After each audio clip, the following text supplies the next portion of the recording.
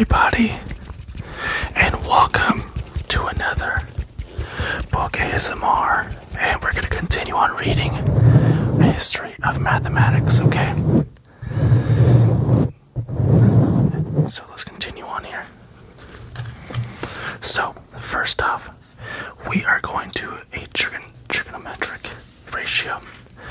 Problem 56 of the Rhine Papyrus is of a special interest in that it contains rudiments of trigonometry and a theory of similar triangles. In the construction of the pyramids, it has been essential to maintain a uniform slope for the faces, and it may have been this concern that led the Egyptians to introduce a concept equivalent to the conjugate of an angle. In modern technology, it is customary to measure the steepness of a straight line through the ratio of the rise to the run. In Egypt, it was customary to use the reciprocal of this ratio. There, the word sig meant the horizontal departure of an oblique line from the vertical axis for every unit of change in the height. The sig thus corresponded except for the units of measurement to the pattern used today by architects to describe the inward slope of a masonry wall or pier. The vertical unit of length was the cubit, but in measuring the horizontal distance, the unit used was the hand, of which there were 7 in a cubit. Hence, the secant of the face of a pyramid was the ratio of run to rise. The former measured in hands. The face of a pyramid was the ratio of the rise to the run. The former measured in hands, the latter in cubits. In problem 56, one is asked to find the secant of a pyramid that is 250 ells, or cubits high. It has a square base, 360 ells on a side. The scribe first divided 360 by 2, and then divided the result by 250, obtaining 1/2 plus 1/5 plus 1/50, and else, multiplying the result by 7, he gave the secant as 5, and then 1/25 in hands per ell. In other pyramid problems in the Ames Papyrus, the secant turns out to be 5 and then 1/4, agreeing somewhat better with that of the Great Cheops Pyramid, 440 ells wide and 280 high. The secant became 5 and then 1/2 hands per ell. There are many stories about presumed geometric relationships among dimensions in the Great Pyramid, some of which are patently false. For instance, the story that the perimeter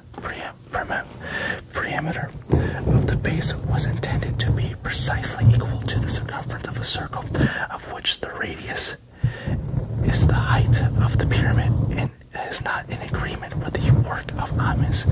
The ratio of perimeter to height is indeed very close to 44/7, which is just twice the value of 22/7, often used today for pi. But we must recall that the Ames value for pi is about 3 and then 1/6, not 3 and then 1/7.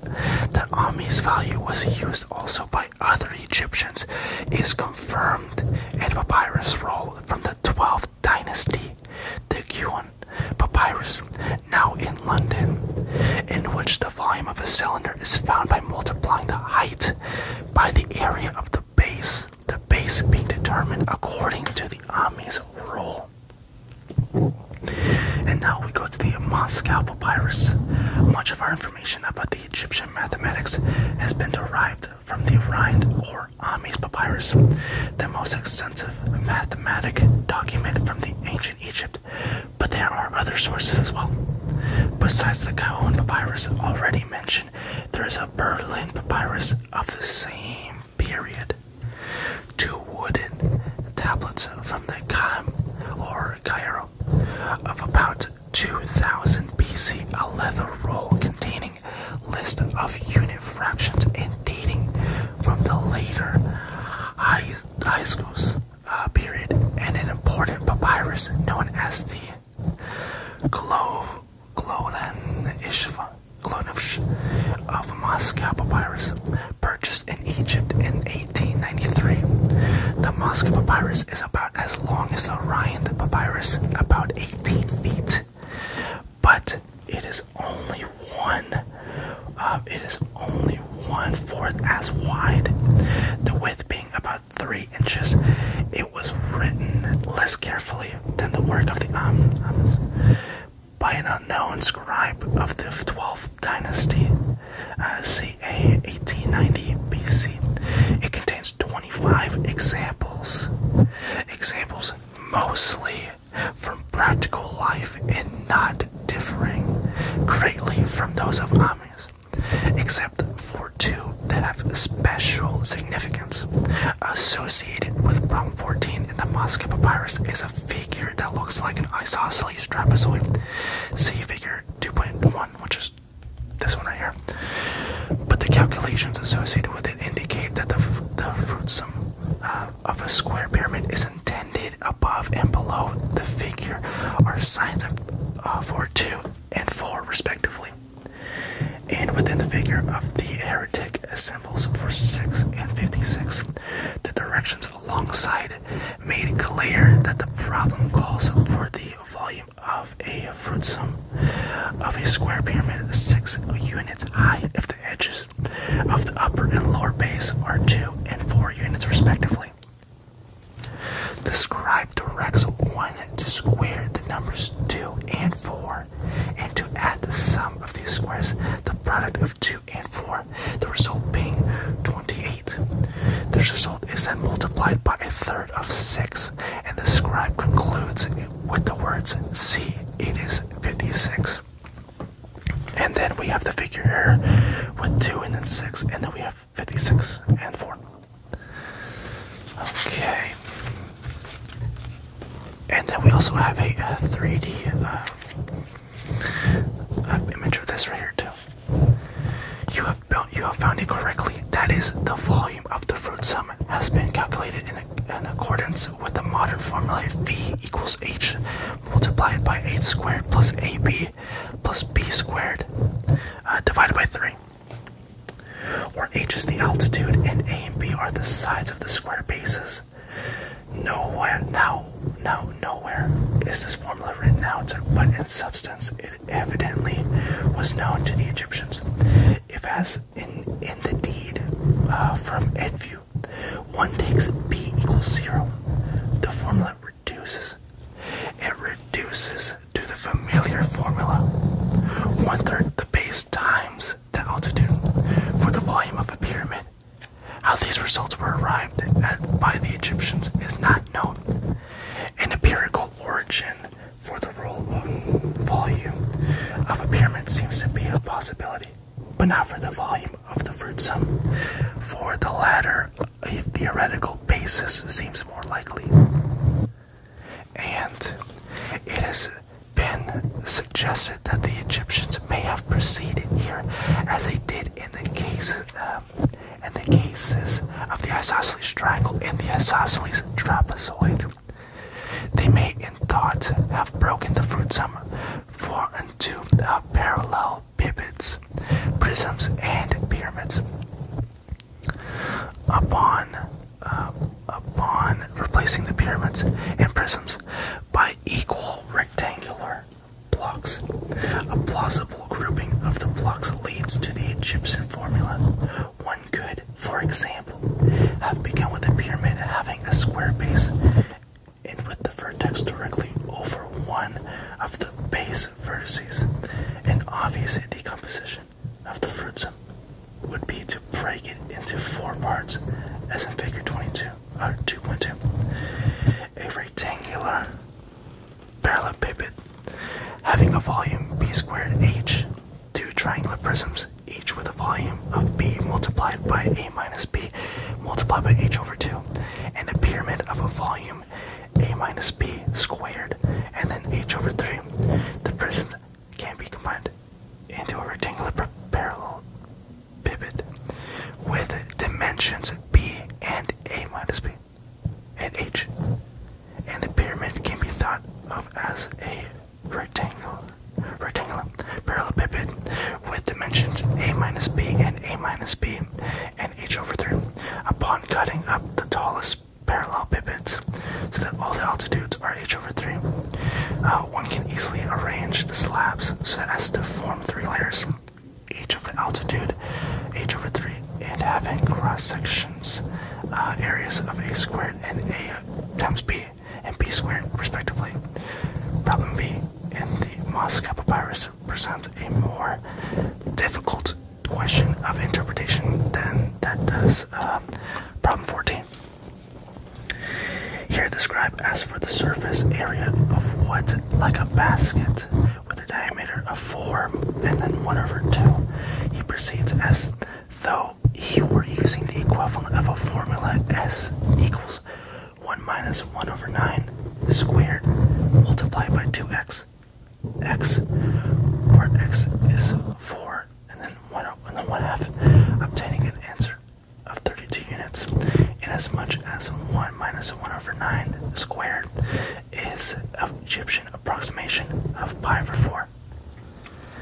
The answer 32 would correspond to the surface of a hemisphere of diameter 4 and then 1 over 2. And this would be the interpretation. The interpretation given to the problem in 1930. Such a result antedated the oldest known calculation of a hemisphere surface by some 1500 years. 1500 years would have been amazing. It seems, in fact, to have been too good to be true.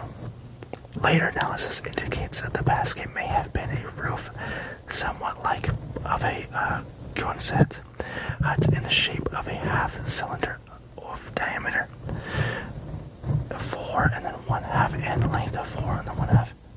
The calculation in this case calls for nothing beyond knowledge of the length of a semicircle, and the obscurity of the text makes it admissible to offer still more primitive interpretations, including the possibility that the calculation is only a rough estimate of the area of a dome-like barn roof. In any case, we seem to have here an early estimation of a linear surface area. Now, let's go to mathematical weaknesses. For many years, it has been assumed that the Greeks have learned the rudiments of geometry from the Egyptians, and Aristotle argued that the geometry had arisen in the Nile Valley because the priests there had the leisure to develop theoretical knowledge. That the Greeks did borrow some elementary mathematics from Egypt is probable, for the use of unit fractions persist in Greece and Rome well into the medieval period. But evidently, they exaggerated the extent of their in-depthness. The knowledge indicated in extant in Egyptian papyri is mostly of a practical nature, and calculation was the chief element in the questions, where some theoretical elements appear to enter. The purpose may have been to facilitate technique rather than understanding. Even the once vaunted Egyptian geometry turns out to have been mainly a branch of applied arithmetic. Interesting. Where elementary congruence relations enter, the motive seems to be to provide mensurational devices rather than to gain insight. The rules of calculation seldom are motivated, and they concern specific concrete cases only. The Amt and Moscow papyri, our two chief sources of information, may have been only manuals intended for students, but they nonetheless indicate the direction and tendencies of Egyptian mathematical instruction. Further evidence provided by inscriptions on monuments, fragments of the other mathematical papyri, the documents from related scientific fields serves to confirm the general impression. It is true that our two chiefs, let's go here, that our two chiefs mathematical papyri are from a relative early period, 8,000 years before the rise of Greek mathematics, but Egyptian mathematics seems to have remained remarkably uniform throughout its long history. It was at all stages built around the operation of addition, a disadvantage that gave to Egyptian computation a peculiar primitivity, combined with an occasional astonishing complexity. The fertile Nile Valley has been described as the world's largest oasis in the world's largest desert, watered by one of the most gentle, mainly of rivers, and geographical shielded to a great extent from foreign invasion. It was a haven for peace-loving people who pursued it to a large extent, a calm and unchallenged way of life, love of the benefit, God's respect for tradition, and preoccupation with death and the needs of the dead all encourage a high degree of stagnation. Geometry may have been a gift of the Nile, as Herodotus believed, but the Egyptians did little with the gift. The mathematics of Ames was that of his ancestors and of his descendants. For more progressive mathematical achievements, one must look to the more turbulent river valley known as the Mesopotamia. Oh, the Mesopotamia is pretty cool. Mesopotamia, how much is one god beyond the other god? An old Babylonian astronomical text. Okay. Cuneiform records. The 4th millennium before our area was a period of remarkable cultural development, bringing with it the use of writing, of the wheel, and of metals. As in Egypt during the First Dynasty, which began toward the end of this wonderful millennium, so also in the Mesopotamia Valley there was the time a high order of civilization. There were Sumerians who had built homes and temples decorated with the artistic pottery and the mosaics and geometric patterns. Powerful rulers united the local principes into an empire which completed vast public works, such as a system of canals to irrigate the land and to control flooding. The biblical account of the Noachian flood had an earlier counterpart in the legend concerning the Sumerian hero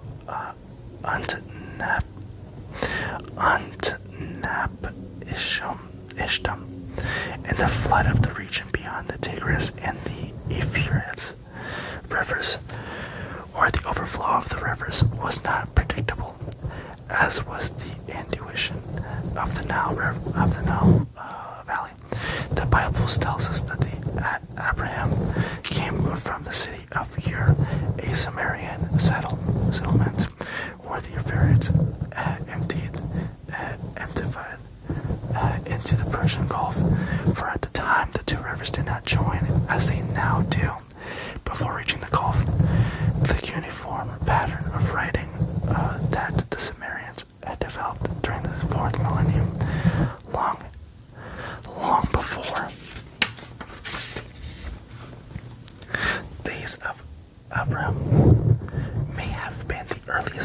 of written communication. Wow. For it probably antedates the Egyptian hieroglyphic, which may have been a derivative. Although they have nothing in common, it is an interesting coincidence that the origins of writing and of wheeled vehicles are roughly coeval. The Mesopotamian civilizations are antiquity, often are referred to as Babylonian. Although such a designation is not strictly correct, the city Babylon was not at first, nor was it always at later periods, the center of the culture associated with the two rivers, but the convention was sanctioned. It was sanctioned the informal use of the name Babylonian for the region did the interval from the 2000 to roughly 600 BC. When in 538 BC, Babylonian fell to the Cyrus of Persia. The city was spared, but the Babylonian Empire had come to an end. Babylonian mathematics, however, continued through the Seleucid period in Syria. Almost to the dawn of Christianity, occasionally the area between the rivers is known as the Chaldea, because the Chaldeans were called this originally from southern Mesopotamia, were for a time dominant, chiefly during the late 7th century BC, throughout the region between the rivers, and as today the land of the two rivers. The land of the two rivers was open to invasions from many directions, making of the fertile crescent a battlefield with frequent changing hegemony. One of the most significant of the invasions was the Semitic Akkadians, under Sargon. Under Sargon I, ca. 2276 through 2221 BC, or Sargon the Great, he established an empire that extended from the Persian Gulf of the south to the Black Sea in the north, and from the steppes of Persia on the east to the Mediterranean Sea of the west. Under Sargon, there was a gradual absorption by the invaders of the indigenous Sumerian culture, including the cuniform script. Later invasions and revolts brought varying racial strains: Amatoris, Kassites, Almites, Hittites, Assyrians, Medes, Persians, and others to political power at one time, and another in the valley. But there remained in the area a significantly high degree of cultural unity to justify referring to the civilization simply as Mesopotamian. In particular, the use of a uniform script formed a strong bond. Laws, tax accounts, stories, school lessons, personal letters, these and many other records were impressed on soft clay tablets with a stylus, and the tablets, when they were baked in the hot sun or in ovens. Such written documents, fortunately, were far less valuable to the ravages of time than were Egyptian papyri. Hence,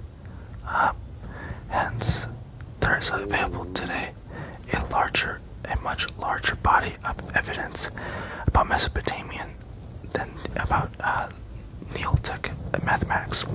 From one loyalty alone, the site of ancient Nippur, we have some 50,000 tablets. The university libraries at Columbia, Pennsylvania, and Yale, among others, have large collections of ancient tablets from Mesopotamia, some of them mathematical. Despite the availability of documents, however, it was the Egyptian hieroglyphic rather than the Babylonian cuneiform that at first was deciphered in modern times. Some process in the reading of Babylonian script have been made early in the 19th century by Grotenfield, but it was only during the second quarter of the 20th century that substantial accounts of the Mesopotamian mathematics began to appear in histories of inequality. The earliest of writing in Mesopotamia is attested by hundreds of clay pictures.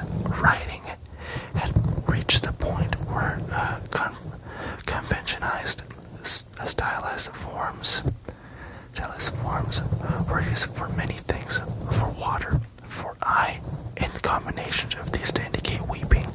Gradually, the number of signs became smaller.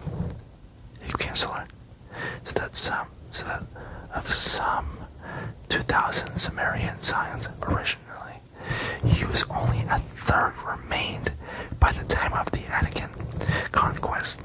Primitive drawings gave way. It gave way to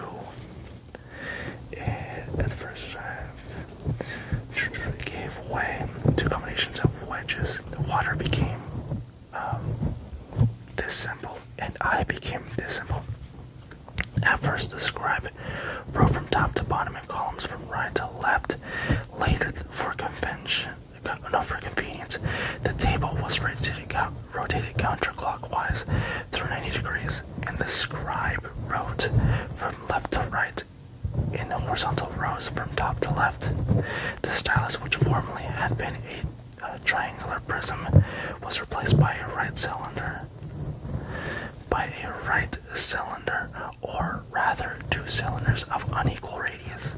During the earlier days of the Sumerian civilization, the end of the stylus was pressed into the clay vertically to represent 10 units, and obliquely to represent a unit.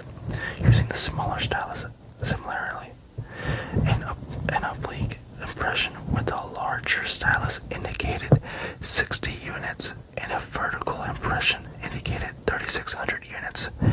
Combinations of these were used to represent intermediate numbers, as the Atticans adopted the Sumerian form of writing. Lexicons were compiled, giving equivalents in the two tongues and the forms of words, and the rules became less varied.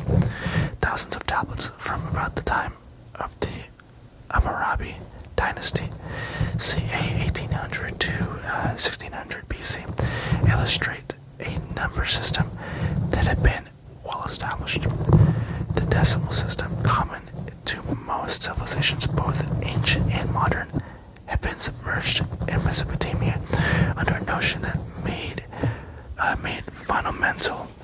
The base 60. Much has been written by the motives behind this change. It has been suggested that astronomical considerations may have been instrumental to that. This sexagesimal scheme may have been in the natural combination of two earlier schemes, one decimal and then the other using the base 6. It appears more likely, however, that the base 60 was consciously adapted and legalized in the interest of metrology, for a magnitude of 60 units can be subdivided easily into halves, thirds, fourths, fifths, sixths, tenths, twelfths, 15ths, 20ths, and 30ths, thus affording 10 possible subdivisions. Whatever the origin, the sexagemism system of numeration has enjoyed a remarkably long life, for remnants survive, unfortunately, for the consistency, even to this day, in units of time and ancient measure, despite the fundamental decimal form of our society. And I think this might be all for tonight. Now, I really hope you guys enjoyed this. I really enjoy reading this book. And yeah, so this is Wondering ASMR. If you guys have any questions, list them down in the comments. I'll answer them whenever I do see them. And I really hope you guys have a great night, no matter where you are, even if it's morning, afternoon, or just night.